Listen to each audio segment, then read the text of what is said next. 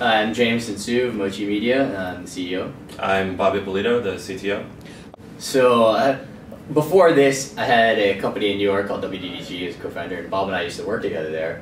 And we were doing building games and content basically for advertising clients at the time. Yeah, so my story is similar. We intersected when we worked together at WDDG. After WDDG, I helped another friend start a company and ended up doing a lot of consulting for really large companies, and we ended up working on building prototype RFID systems and salon locators and all sorts of weird stuff for really high-end companies. We look at ourselves more as a gaming platform. We provide a variety of things, from analytics with MochiBot to monetization with Mochi Ads, and also distribution with Mochi Ads. And there are a lot of things that we're building on top of within our platform that provide these game developers a way to really focus on what they're good at, and that's making games. And that's really what we want to facilitate as a company, is to help these guys produce better and bigger games and making it sort of extending their creativity. And there are a lot of things when we used to make games that we ran into that we would do over and over again that aren't necessary. So for example, we just released a new feature called the leaderboards, and it's basically a high score system.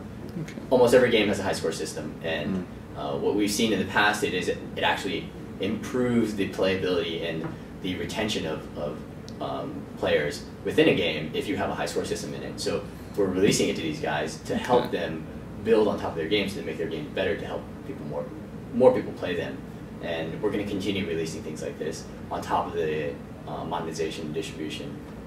Okay. If I was a game developer coming in now, why would I come and sign up with you? I mean, why not go to somebody else or an AdSense units next to the games or something like that? One of the biggest reasons is because of the viral nature of these games. And a lot of these game developers, what they do is they put their game on their site and they hope to monetize around the game. But what happens within this space is that there are a lot of people out there that borrow the games, and they distribute the games for them, with or without their permission. The polite way of saying that is embedding, but go on. Yeah, they embed their games, correct. And when that happens, the game developer isn't able to monetize that. And most of these people don't reward the game developer when they embed their games. So when we built MochiBot, just to do the analytics, we are providing them a means to see where their games are being played, when they're being played, and how often they're being played. One of the most requested features was, hey, can you stop people from embedding my game? And because I'm not making anything from it. And you know, I think we're pretty big on the open source community, and we're very open about what we do, and we believe in that model. So instead of trying to fight the piracy, much like the music and video industry are doing, we looked at it as our solution is to leverage it. So if they're going to embed and take your game, why don't you make money off of that by putting an ad within the game itself, so that whenever somebody plays, no matter if it's on your site or the 10,000 other sites that it's on, you'll have monetization on those. The biggest differentiator that we have between the other in-game companies is that we do not do product placement. The games do not have actual products within them embedded in sort of the gameplay. What we do is very simple for advertisers, and I think it's something that scales much better for them, in that we're running standard IAB units before the game starts or at any natural pause within the game. And it's much easier to integrate for both the game developer and the advertiser.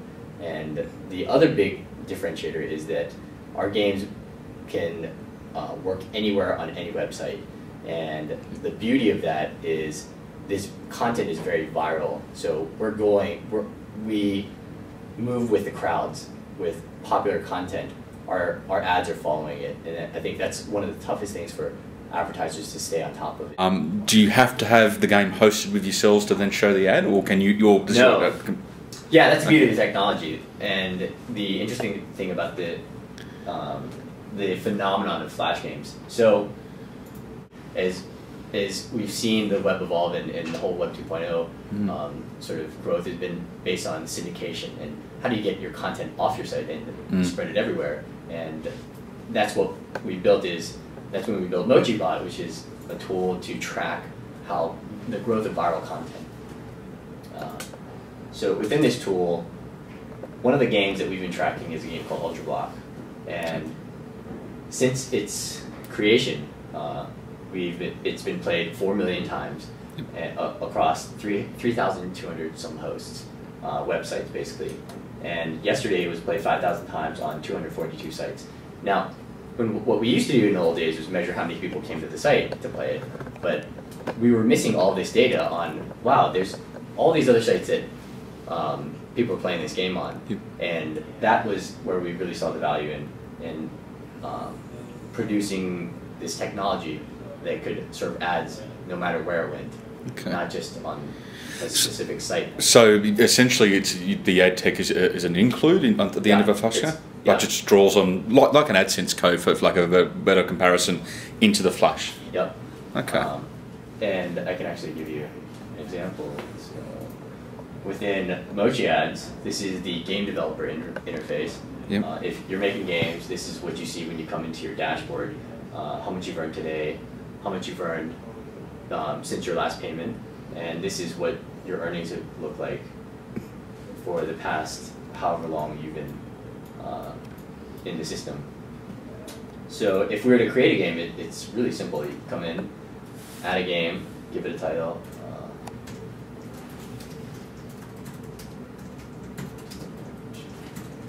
And we give it some dimensions, 550, 500. Create. And we get some code that we download and include in basically your build. Yep. And then you take this snippet of code, you paste it into your script. Okay. And then when you publish the game, once you start playing it, you start seeing advertisements. And so it's really that simple. It's that simple. Yeah. Okay. And that was really our goal for these game developers is we want to let them focus on what they're really good at, and that's making great games. That's something that you can't systematically do. We've got a great contest running with Gaia Online that we just launched this past week, and it's a $25,000 prize pool for independent game developers to show off their talent. And I think one of the biggest things is our contest is called Become a Rock Star, and we really want to help these independent game developers to rise up and become rock stars in their own sense of this industry. And Gaia is definitely helping to do that by offering a game development contract from the winners of the contest. Okay, and details on the contest, when does it close? It closes on March 31st. Yep. And is that correct? Yeah, March 31st. And it's going to be a fun one. We had, I think, over 100 submissions in our last contest, and we hope to see the same turnout, or if not more. Okay. This is the brainstorming area. Is it Guitar Hero guitar? Guitar Hero rock band. You name it, we got it. How do you find it with people playing games when people are trying to work? I mean, is it difficult? Or? No. It's background noise. Background noise? Yeah. It's much better than having a dead silent office. I think people prefer it. Helps creative juices. So this is obviously the work area, typical startup work area, shared desks. Yeah. And you guys are all good. Come back here. As you saw earlier, this is our meeting area. Big long table. That also double as the boardroom table, does it? Yeah, correct. We got guys back there. The lunch area right here behind us. And you were saying earlier, someone was telling me earlier on, but you actually share this space with other startups. Yeah, we got some friends over here, U-Noodle, and some other guys in front that I think TechCrunch has covered recently called Regame. Yeah, I remember Regame, yeah. Another company in the very front called Cosmics. Okay. So helps everybody's in the same boat, and it's great to sort of share the long hours and late nights with these guys.